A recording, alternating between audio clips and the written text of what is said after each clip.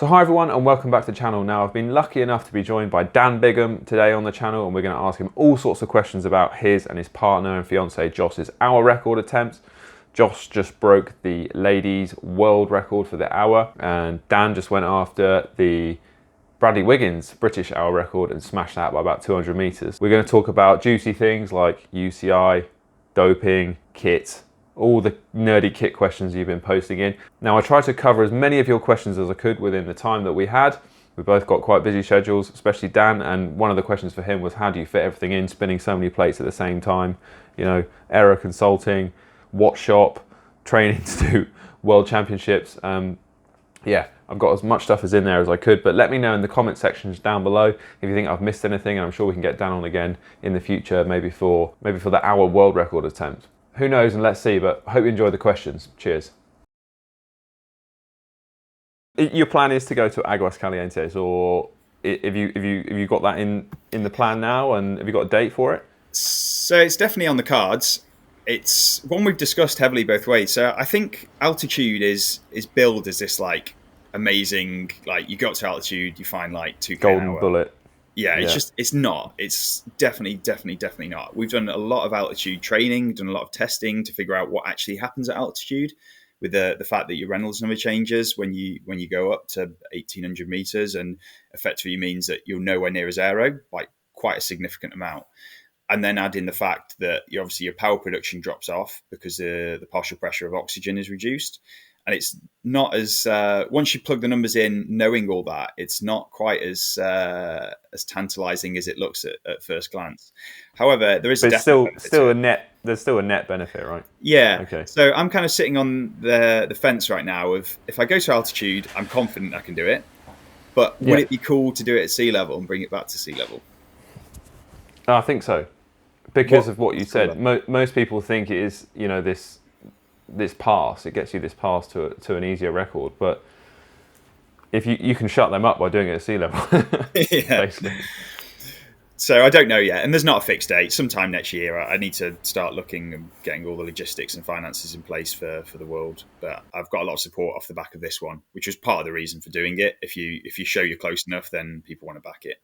And the number of efforts you've done, the number of practice runs you've done, collected all the data. I mean, we know that, for instance, your SRM power meter that you use has the best, you know, logging and resolution of any power meter out there, and you take air density every time.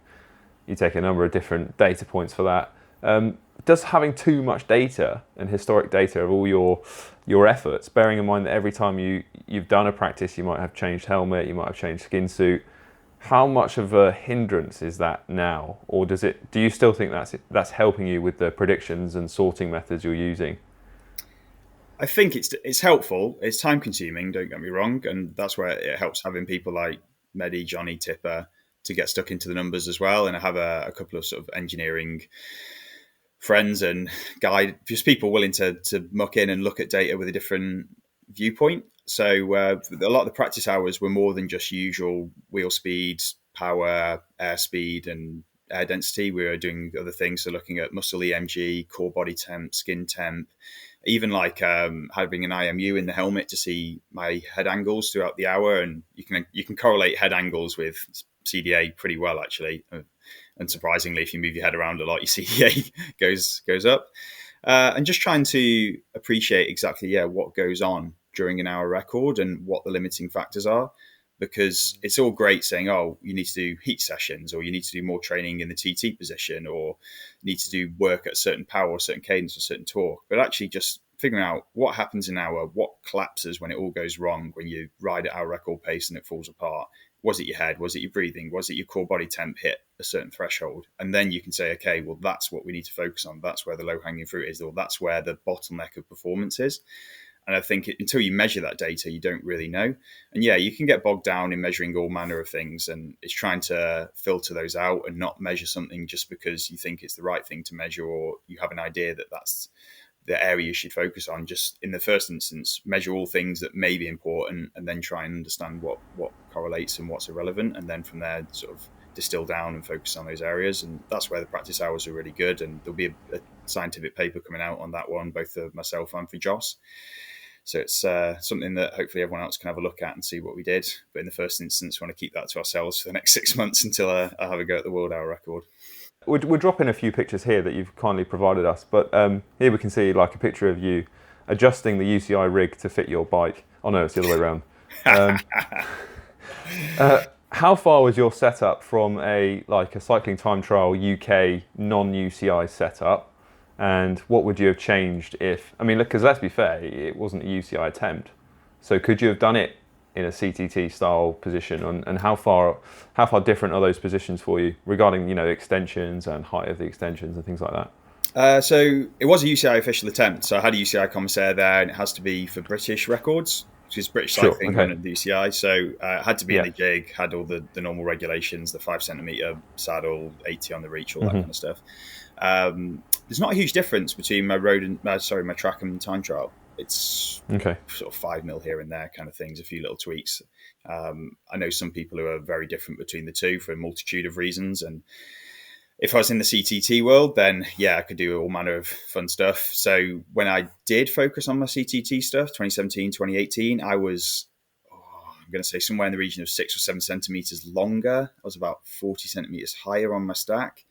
So basically Superman, which for me was super efficient, which under the UCI rules you can't do, or at least not easily. We tested it, to be honest, on the track, and it's not as big a gain as it has been outside for whatever reason. And to be honest, riding in a Superman position for an hour is pretty uncomfortable, whereas that position was, a lot easier to sort of manage. But I wouldn't make a huge amount of drastic differences. I think UCI have got a lot of stick for their positional regulations and the limits they place upon athletes, but I don't think they're actually drastically far off where the local optimum lies. I think going towards a Superman or the Abri Egg, then you might find some big chunky gains, but with where we are right now, I don't think it's terrible. We've seen you make a lot of improvements and influence a lot of improvements on World Tour teams and their time trialing and their approach to and national teams in their approach to track cycling and IP team pursuit, things like that. You found a lot of low-hanging fruit on the aero side, which people were just basically being ignorant to even look at. I mean, there's no reason why they haven't looked at it. The maths that you use and the physics that you use has been around, since the inception of the aerospace industry. So people just haven't looked at it. It's been quite a stubborn sport, as most sports are. But let's say, how do you find those same gains on a course where watts per kilo really counts? So I'm talking about big climbs in the Tour. Let's say you're doing something like the Oat Route as an amateur. It seems to a lot of us that finding that low-hanging fruit as a climber or getting those gains when you're climbing is simply just being powerful and being skinny. Is there anything else that you really see as being missed by kind of World Tour athletes and high-end kind of amateurs doing really hilly courses? So I think in the first instance, it's understanding what your performance determinants are. So what defines your performance in what I do, watts and CDA, obviously the two primary ones. If you're racing up a hill, watts per kilo, but you can then start to distill that down a little bit more. So you could just say, oh, well, I've got to put loads of power in and be really light. But then it's actually, okay, well, how do you achieve lots of power? So, and whilst also staying light. So what is your optimal body composition? How do you get to that? Can you do anything else that may influence it? So nutritional strategies like low residue diets, that kind of thing. And then actually going, what else matters? So when you're climbing, drivetrain efficiency, you're under pretty high torques, and also your rolling resistance is pretty key. So the way rolling resistance scales, or the equation of it, is effectively the gradient plus rolling resistance is what your effective slope might be. So if you can reduce your rolling resistance, then you're effectively reducing the gradient that you're riding up, at least in physics terms. And I think a lot of people don't really appreciate that. So looking at rolling resistance, but also rolling resistance under torque rather than just rolling resistance full stop. Yeah, we're talking predominantly, I guess, about the rear wheel. Yeah, that's where because of the shift in centre of gravity and the torque and everything. Yeah. So the rear tire takes a big battering, and it's doing multiple different things. And you can also then start making a trade-off with rolling resistance and aerodynamics in time trialing. Especially your front tire is of big importance for the aerodynamics. When you're trying to race up a hill at 20k an hour, you can basically, for most intents and purposes, ignore aero. But then also looking at drafting, I don't think many people have gone down that route of how do you best draft on a climb. Is it third, fourth, fifth wheel? Where do crosswinds come from? How do you pace it? What about position as well? Biomechanical efficiency. There's those things you can dig down to. And I think on the surface, most people just go more power, less weight, rather than actually how do you produce more power? How do you efficiently reduce weight? And where else does your energy go to? But I mean, you can always just go read my book and it tells you how to go about that. Great plug. Put it in the end. Start at the end. Start at the end, the world's best guide on how to wrap bar tape. Said that before. I don't know if you watched last weekend's Paris-Roubaix. Obviously, the conditions were pretty atrocious. I can't remember it ever being that wet and muddy since, I can't remember, to be honest, since I've been a cycling fan. Looking at the conditions, I would say the bikes are pretty far from being optimised, and the equipment's pretty far from being optimised for those conditions. I mean, if it had been dusty and dry, I think the tyres and the bikes more or less okay, because let's not forget most of that race is tarmac roads, right? But those however many kilometres of cobble sectors, from my point of view, I've got a few theories of what can be done. I don't know if you could say anything on that. Yeah, I like those situations where you're having two incredibly different scenarios to optimize around, because there's always a balance to be made, and it's how do you figure out where that balance is? And I don't think any World Tour team's quite got it right yet. I don't have a huge amount of experience of riding on cobbles, so I can't sit here and proclaim to know lots about it.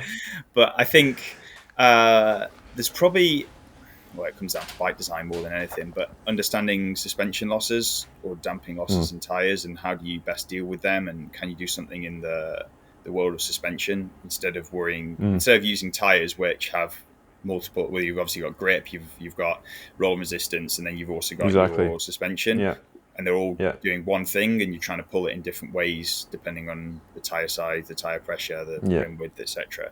Can you decouple those and have suspension separate so that you can optimize tyre pressure around rolling resistance and grip, as opposed to doing things? So and that's actually exactly my point I was coming on to, because it seems like, I mean, there are many aspects of engineering in industry and in sport where we've got this like ethos of kind of isolation. So you make every component in the chain as stiff and as light it can be, and you leave one thing to basically modify.